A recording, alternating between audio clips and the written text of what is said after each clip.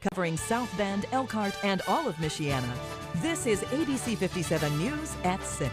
New this morning, in just hours, kids in Michigan will head back to school. Today marks the official start of classes, and we've got the details on new changes parents need to know about. Also ahead. The current was pushing against one side, and we had too much weight on the other, and it just flipped over.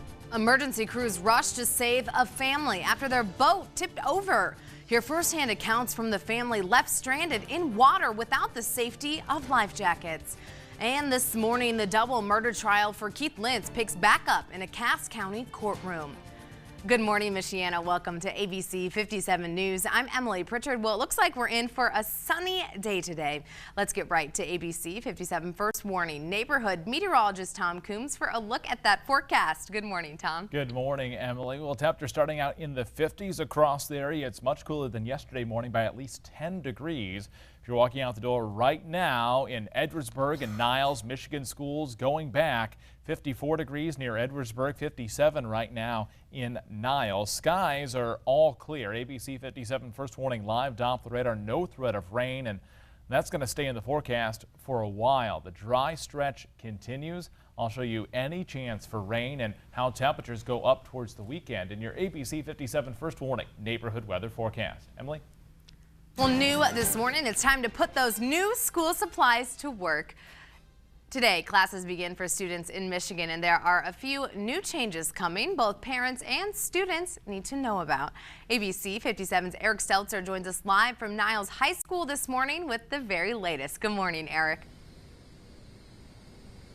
Emily, good morning. Well, we're just a few hours away from school starting here at Niles High School. Now, if you are a parent and you do have a child, whether they be here in Niles, maybe over in the Benton Harbor area, Buchanan, Dowagiac, Edwardsburg, Lakeshore, or New Buffalo, your kids are going to be hitting the books this morning. However, there are some changes this year. The Michigan Department of Education is using a new method to hold schools accountable for No Child Left Behind. Each school is getting a scorecard. The cards are going to be color-coded with every color representing how well the school is doing.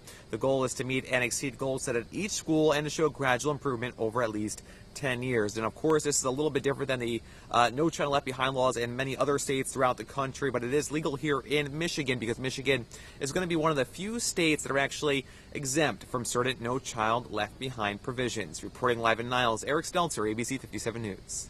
And as the new school year starts, state funding cuts are leading to rising tuition and cuts in enrollment and even changes to class schedules and staff layoffs. Since 2007, 15 states have seen declines in higher education.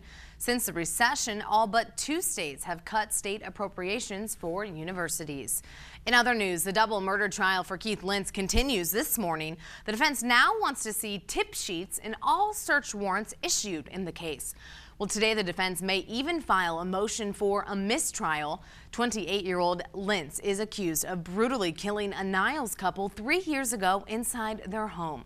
Well, today is the deadline given by the judge for the prosecution to make copies of any information the defense wasn't already given.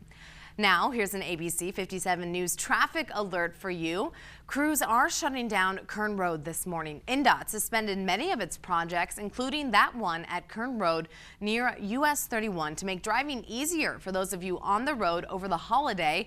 Now, the stretch between 31 and Locust will be closed through Wednesday to build an interchange for the new US 31 project. Also starting today, NDOT is rerouting traffic on US 31.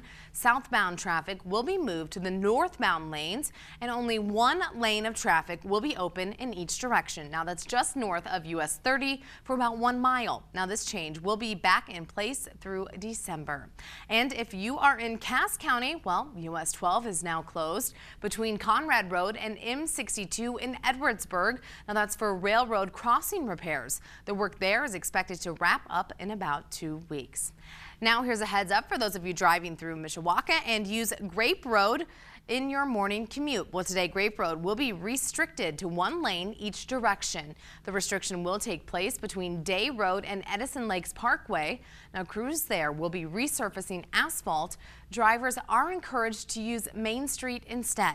Now, work is expected to finish by 5 on Thursday evening. Also in Mishawaka this morning, West Street is shutting down for sewer work. That's between West 4th Street and West 6th Street. Now, drivers are encouraged to use Logan, Spring, or Main Streets. Now, this closure will run through October 22nd. And if you use Gumwood Crossing Drive, the southbound and center turn lane at the intersection with Cleveland Road will be restricted there. Now, crews will be performing fiber installation work. That project is expected to wrap up by September 12th. Well, in Dowagiac, Labor Day celebrations quickly turn scary. Emergency crews rushed to save a family of 4 after their boat tipped over. Now, the victims say the weight on their pontoon boat was unevenly distributed. Amazingly, they were able to get a hold of police with a cell phone, even though it had already been submerged in water. Well, one witness tells us he was fishing when the frightening situation unfolded right before his eyes. We saw 2 or 3 people, 4 people that were in the water up to their chest, and an elderly lady that was also there. Now, Dowagiac police say it was difficult to find that family because of all of the trees along the shoreline. They warn that anyone planning on going boating should let someone else know beforehand, just in case they aren't so lucky.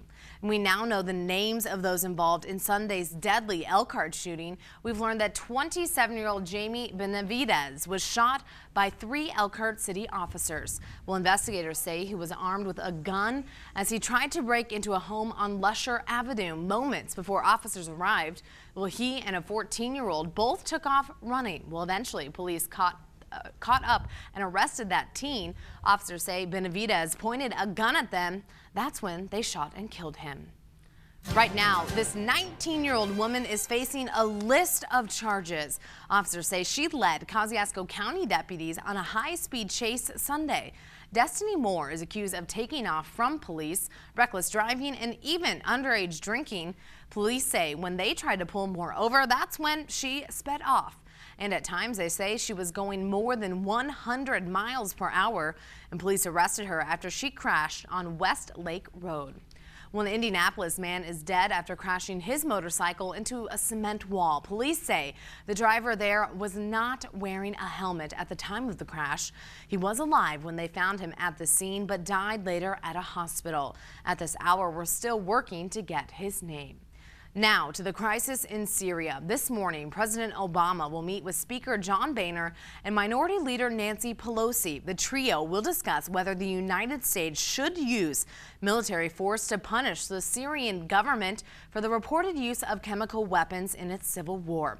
Now, Congress will not vote on President Barack Obama's request to authorize the use of force until after it officially returns from recess on September 9th. Meanwhile, Secretary of Defense Chuck Hagel will speak at the Senate Foreign Relations Committee hearing on Syria. Now, that's happening today. Hagel is expected to testify on military strategy and justification for the use of force. Well, the time right now is 6:08, and we're uncovering new developments about the man who fell 5 stories to his death. Still to come, what police are revealing about his identity and what we're learning in the investigation about how he actually died. Plus, how Elkhart's airport is taking extreme measures to clear its runways from coyotes. Cooler start this morning. Checking in Marshall and Kosciuszko County, mid to lower 50s as we begin your day. We'll warm things up this afternoon in your ABC 57 First Warning Neighborhood Weather Forecast.